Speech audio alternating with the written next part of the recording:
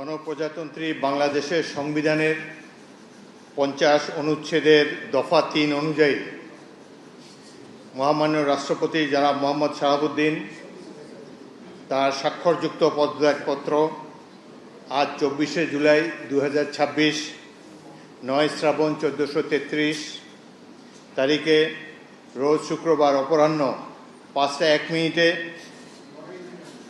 আমার নিকট পদত্যাগপত্র দাখিল করেছেন। ফলশ্রুতিতে সংবিধানের 54 অনুচ্ছেদ অনুযায়ী আমি রাষ্ট্রপতির দায়িত্ব গ্রহণ করেছি। পদত্যাগপত্রটি আমি গ্রহণ করেছি এবং জাতীয় সংসদ সচিবালয়ের রেকর্ডে সংরক্ষণ এবং প্রয়োজনীয় প্রশাসনিক কার্যক্রম গ্রহণের জন্য নির্দেশ প্রদান করা হলো। কেন তিনি পদত্যাগ করেছেন এটি নিশ্চয়ই জানার কৌতূহল আপনাদের মধ্যে রয়েছে। তিনি লিখিতভাবে জানিয়েছেন যে তিনি গুরুতর অসুস্থ, হৃদরোগ, উচ্চ রক্তচাপ, ডায়াবেটিস ও কিডনি জটিলতায় তিনি ভুগছেন। তার হৃদযন্ত্রে বাইপাস সার্জারি হয়েছে। ইদানিং স্বাস্থ্য পরীক্ষার অটোনমিক নিউরোপ্যাথি নামে রোগ শনাক্ত হয়েছে। এই রোগের কারণে তিনি মাঝে মাঝে অচেতন হয়ে পড়েন। এসব রোগের প্রাদুর্ভাবে এবং শারীরিক ও মানসিক অসমর্থতার কারণে রাষ্ট্রপতির মতো গুরুত্বপূর্ণ সাংবিধানিক পদের দায়িত্ব পালন করা তার পক্ষে সম্ভব হচ্ছে না। তার দীর্ঘমেয়াদী চিকিৎসার প্রয়োজন। এই কারণেই তিনি স্বাস্থ্যগত কারণে পদত্যাগ করেছেন এবং বাংলাদেশ জাতীয় সংসদের স্পিকার হিসাবে এই পদত্যাগপত্র আমি গ্রহণ করেছি। অ্যান্টিব্যাকটেরিয়াল ফর্মুলা বাসনকে চকচকে জীবাণুমুক্ত করে আমাদের দেয় গ্লিটার গ্যারান্টি।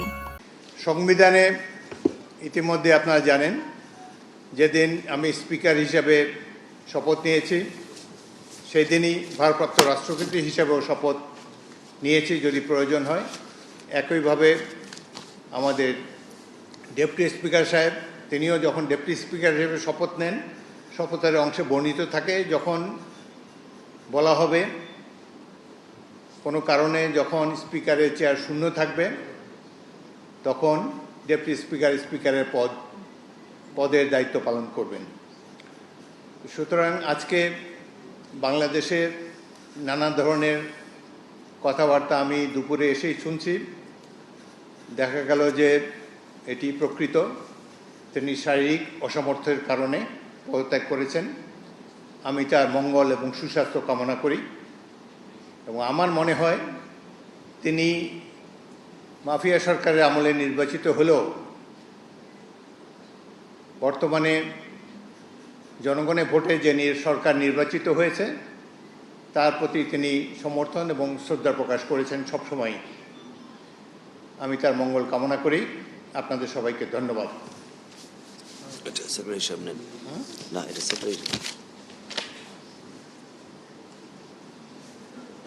কোনো প্রশ্ন থাকলে একটা দুটো প্রশ্ন করতে পারেন।